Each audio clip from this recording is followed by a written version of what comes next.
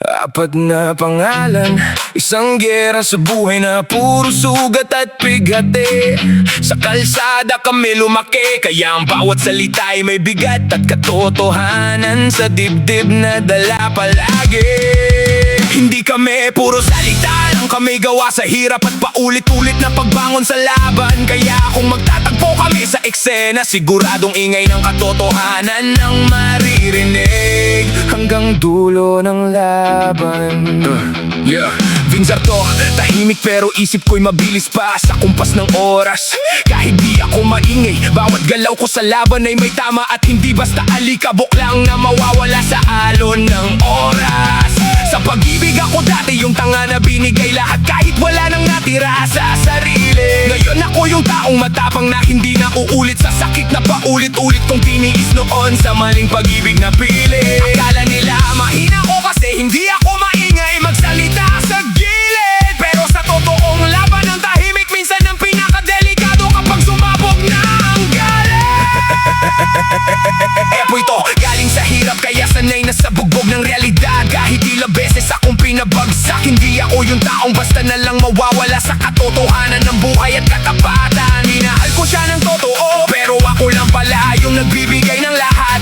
Kaya ngayon natuto na ako, hindi lahat ng pagmamahal dapat inuubos ang sarili at lakas. Sa bawat scene zone na walang sagot, doon ko nakita ang tunay na kulay ng pag-ibig. Masakit pero totoo, hindi lahat ng pinaglaban mo ay may balak kang ipaglaban pabalik sa dulo ng paligid. Chico pangalan ko, mukhang kalmado pero loob ko'y parang bagyong hindi mapipigil. Sa bawat salita ko sa laban may bigat yan, hindi yan pabebe o basta libang lang na maririnig sa dila na mabilis. Sa pag-ibig ko noon, sugal na alam kong talo pero pinilit ko pa rin laruin. Kaya ngayon pag sumagot ako diretso na wala nang takot, wala nang babalik sa dating ugali na pilit kong kinimkim. Ilang beses akong bumagsak pero hindi ako natutong manatili sa sahig. Kasi sa kalsada namin ang talo lang talaga ay yung hindi marunong bumangon kahit ilang beses pang pinatin. John to, dati akong extra sa istorya ng pag-ibig na di ako ang bida. Pero ngayon ibang level na ako na ang nagsusulat ng sariling script ko sa laban na may direksyon na disiplina.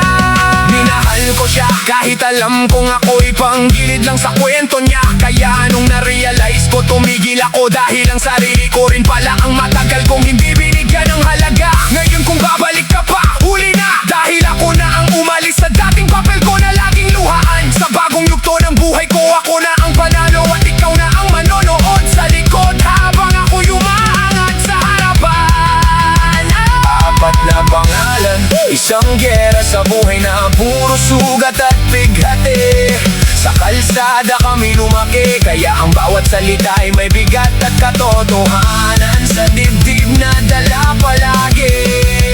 Hindi kami puro salita lang, kami gawa sa hirap at paulit-ulit mapagbaon sa laban. Kaya kung magtatagpo kami sa eksena, siguradong ingay ng katotohanan ang maririnig hanggang dulo